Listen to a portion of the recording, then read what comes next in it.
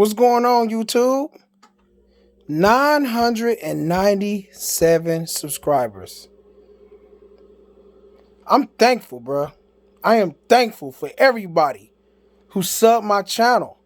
Honest to God, man, this is awesome. I appreciate y'all support, interaction, everything.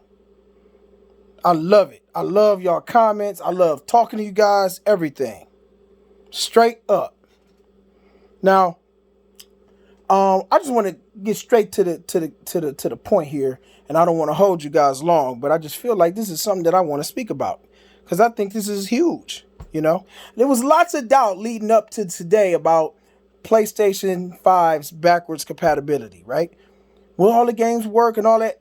Meanwhile, I never said a peep about it. I never worried about it for two reasons. One, I'm still gonna have my PS4 hooked up anyway. I'm probably still gonna run majority of my PS4 games on my PS4 because I'm gonna keep playing that one. Nothing's gonna stop just because I got a PS5. I'm not gonna stop playing my PS4 because I got a PS5. I don't do that. That ain't how I roll. I enjoy all of this stuff. I enjoy it. If it's still enjoyment to be had with it, by all means, I'm gonna continue. I'm gonna keep it. I'm gonna keep it as long as I got ports enough to maintain hookups to my TV. I'm gonna keep it on there and keep it on pushing and keep on playing. Anyways, I do for those who want to use their PS5 to run their PS4 games and run backwards compatibility, which makes more sense. Makes for a cleaner setup for sure. You know what I mean? Yeah, we get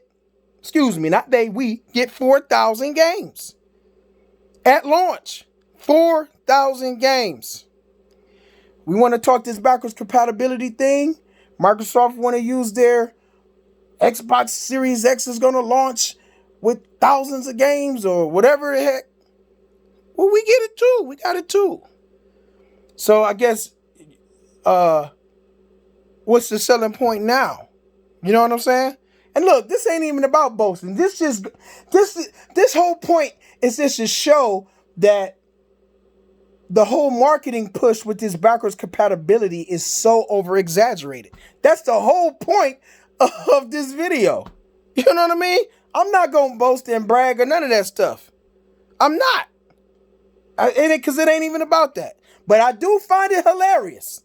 And it is worthy of poking fun at people. People who want to boast. It's okay to be excited about the backwards compatibility. Nothing's wrong with that at all, right? But to boast and to make it seem like it's actually a selling feature is just absolutely insane. It's just ridiculous. I really don't have the energy to poke fun right now. I just don't. And so I won't right now.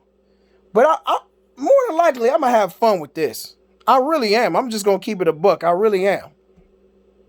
But check this, though.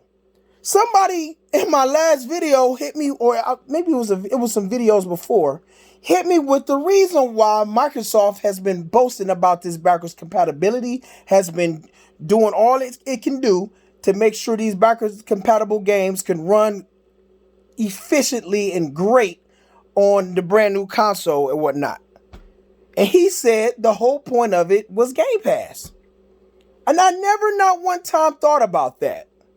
I don't know why I didn't think about that, but he's right. He's right. Dang, I can't think of his name, but shout out to him. Shout out to that guy. I wish I knew his name so I could shout you out because he was 100% right. The whole point in Microsoft going so hard with the backwards compatible thing is because they needed to do it anyway to push the Game Pass. You know what I'm saying? They needed to push the Game Pass. So when you really think about it, and all the energy is taken to market this thing, because I'm thinking it's taking a ton of energy to market this thing like that. It's almost off for something that it's a waste, in my opinion. It's a waste. You know what I'm saying?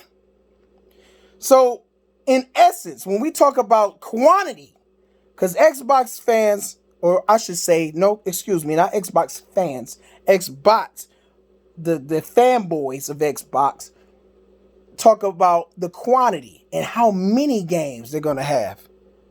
You know? And we just talking about at launch. We don't know what's gonna happen down the line when it comes to any other new moves that either Sony or Microsoft make when it comes to these consoles. You know what I'm saying? But we gonna talk about right now at launch. You know? Microsoft ended last generation on a horrible foot, and they're starting next generation with the Xbox console on a horrible foot. I ain't talking about the brand of Xbox or anything like that. That's something different. I'm talking about the actual console. And everybody that's on this platform, that's watching this YouTube channel, on social media, talking about games, majority of the time, of course, they're on the hardware. They're not necessarily excited about the brand itself. They're more pumped about 12 teraflops and super fast loading times and quick resume and all of these other features that have nothing to do with games. You know what I'm saying? But yeah, I just found that pretty incredible. How all of a sudden those backwards compatible games for Xbox don't really matter as much anymore. Well, at least it never really did matter, to be quite honest. But the news that all of these PS4 games is going to be able to run, because let's just say all the games that's going to be backwards compatible with the that's not going to be compatible with the PS5 are basically irrelevant games that no one really plays or care about, to be honest. And it's really only a handful. It's really not that many. But 4,000 games, bro, at launch. Let's use that. Let's use that. 4,000 games is coming with the PS5. You know what I mean? Come on, bro. Come on. How now? What's the argument with the Xbox fanboys now? What is the argument now? All that energy for nothing, for real. Oh, I can play original Xbox games. Who cares? You 9 times out of 10 ain't gonna play them games. 9 times out of 10, I don't believe it. I just find it hilarious. I want to touch on something. I was gonna make a whole video about this, but I'm gonna just touch on it while I'm in here. Dark Doc 1985, good dude. Sub his channel. He's an Xbox guy, but he's not an Xbox guy that talk nonsense. He's coming straight from the heart. He's being 100. That's how I see him. Check him out. At least. Check him out. He said some stuff today in his last video. Well, actually, I seen it today. He recorded it yesterday. And he was talking about there's levels to this console war stuff. And he didn't know that it gets so deep with the narratives and all of this, the nastiness and everything else when it comes to these console wars. The truth is, when we talking console wars, a lot of the times, man,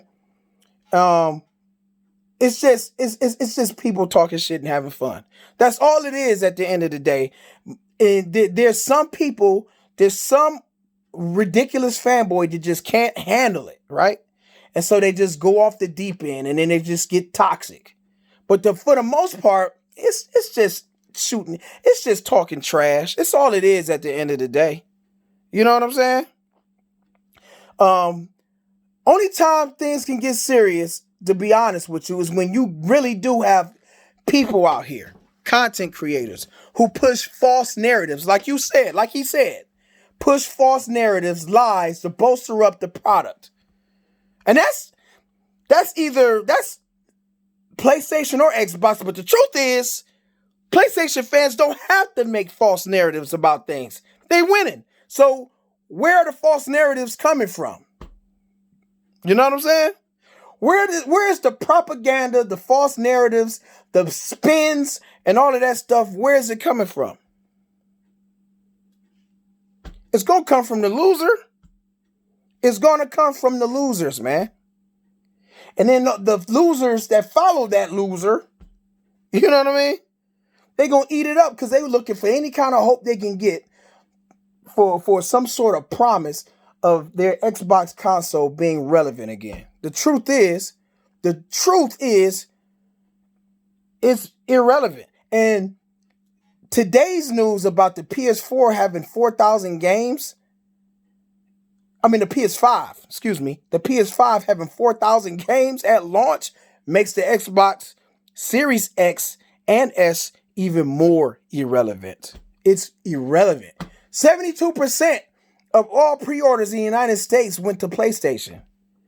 And it's going to get even bigger. And it's over here in the United States. It's going to be like that, especially in Europe. Europe, Japan, you better believe it. Xbox ain't got a chance over there. But at the same time, Microsoft, and they know it. Everybody knows it. Even even some logical Xbox fans know it. Xbox is the console is a second thought. It's an afterthought for the most part. They're more about that brand. You know, if you can stream those backwards compatible games, and if you could run those backwards compatible games, because I think, if I'm not mistaken, on those servers, they're using Xboxes on those servers, so they gotta run those backwards compatible games. They gotta make sure they work, whether it's streaming or on hardware. Those backwards compatible games gotta run on. You know what I mean?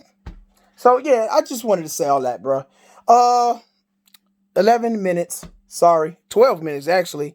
I didn't mean to keep the video long, but I just find today's news hilarious. You know, we can have fun with console wars. There's nothing wrong with console wars, bro. It's actually fun. Yeah, there's levels to it. The levels are either you a man and you can handle the shit talk, or you a chump and you can't handle the shit talk. You know, and then you got the toxic boys who want to come in and do whatever they do, whether it's lie, make false narratives and everything to bolster up brands and everything else. You know what I'm saying? At the end of the day. Because true gamers are going to follow the games no matter what brand it is. PlayStation fans will run over the Xbox if it was, if they were the ones that had the games and PlayStation didn't, So most of the time, people are fans for good reasons. Not just because they're fans of brands. Not necessarily so. Anyway, 13 minutes. I'm out. Thank you. If you made it this far, I appreciate you. Sub my channel, like the video, holler at me in the comment section. And like I said, again, I really appreciate each and every one of you guys, man. 997 of y'all. I appreciate y'all, man. Let's get to 1,000. Rome, I'm gone.